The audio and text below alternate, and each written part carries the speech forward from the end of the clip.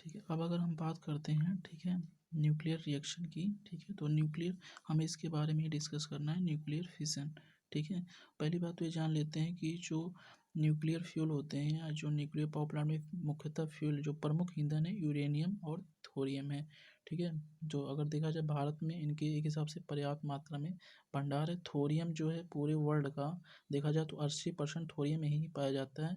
But हमें इतना percent thorium पाया जाता है, तो अगर हम चाहें तो यहाँ पर न्यूक्लियर पावर प्लांट की देखा जाए तो अधिकता बहुत ज़्यादा होनी चाहिए।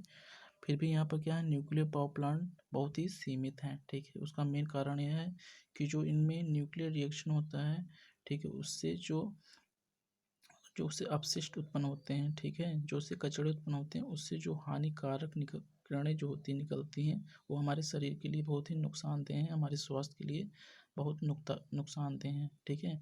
जो अल्फ़ा बीटा गामा रेज होते हैं, जितने भी रेडियो एक्टिव मटेरियल होते हैं, उनसे ये सारी किरणें निकलती हैं, जो कि बहुत ही नुकसानदेह होती हैं।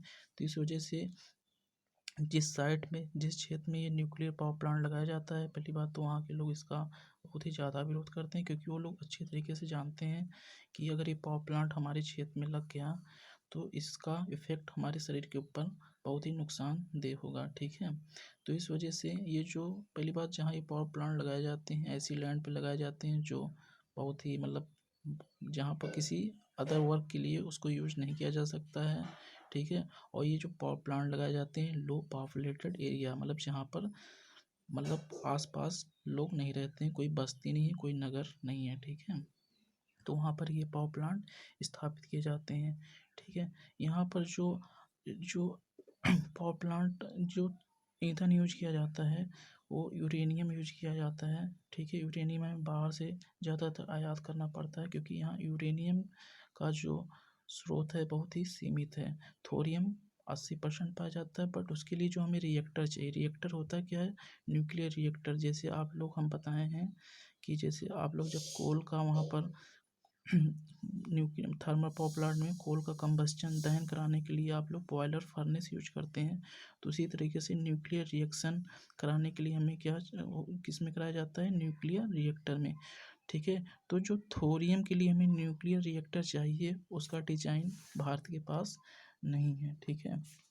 उसके जो रिएक्टर चाहिए हमें, फास्ट ब्रीडर रिएक्टर होता है। थोरियम के लिए कौन सा रिएक्टर यूज करते हैं, फास्ट FBR, मतलब breeder fast breeder reactor use करते हैं, जो कि इसका डिजाइन भारत के पास नहीं है। इसी वजह से यहाँ पर ये जो इलेक्ट्रिसिटी मतलब इतनी मतलब मात्रा में थोरियम पाए जाने के बावजूद भी यहाँ पर ये पावर प्लांट बहुत ही कम देखने को मिलते हैं। ठीक है। दो मेन कारण है। अब देखो, जो न्यूक्लियर फिशन जो होता है दो टाइप का होता है, control chain reaction, uncontrol chain reaction. ठीक है। कंट्रोल चेन रिएक्शन क्या होती है, ऐसी रिएक्शन, ठीक है, ऐसा न्यूक्लियर फिशन जिस पे हमारा नियंत्रण हो। ठीक है। जिस पे हम क्या है, हमारा पूरी तरीके से नियंत्रण हो। तो जो कंट्रोल चेन रिएक्शन का एप्लीकेशन है, यूज किया जाता है, उसका यूज किया जाता है शांतिपूर्वक कार्यों के लिए जो देश के हित में, ठीक है, मतलब समर्पित हों। ठीक है। ये सब क्या है, देश हित में कार्य करते हैं। जो कंट्रोल चेन रिएक्शन है, जैसे मतलब electricity generation, medical science and ship, जितने भी समुद्री जहाज हैं वहाँ पर कंट्रोल चेन रिएक्शन यूज किया जाता है। ठीक है। अनकंट्रोल चेन रिएक्शन, इसका काम जो है इस विध्वंसक कार्यों के लिए किया जाता है। ठीक है। ठीक है। अशांति कार्यों के लिए किया जाता है, जैसे परमाणु बम। ठीक है। तो अब देखें, समझते हैं न्यूक्लियर। देखो, पहली बात तो जो न्यूक्लियर रिएक्शन होता है वो क्या किया जाता है, वो जो न्यूक्लियर रिएक्शन क्या होता है, अनस्टेबल वाले परमाणुओं से न्यूक्लियर रिएक्शन, जो न्यूक्लियर ऊर्जा नाभिकीय ऊर्जा क्या है, अनस्टेबल परमाणुओं से न्यूक्लियर रिएक्शन द्वारा प्राप्त की जाती है। स्टेबल, जितने भी स्टेबल नाभिक होते हैं उनको पहले अनस्टेबल में कन्वर्ट किया जाता है, तब हमें क्या होती है, नाभिकीय ऊर्जा प्राप्त होती है। तो हमने जैसा बताया कि जो प्रमुख सोर्स हैं न्यूक्लियर पावर प्लांट के, यूरेनियम और थोरियम। ठीक है। तो जो 92 यूरेनियम 235 है, ये जो क्या है, हैवी आइटम है, जो भारी परमाणु है।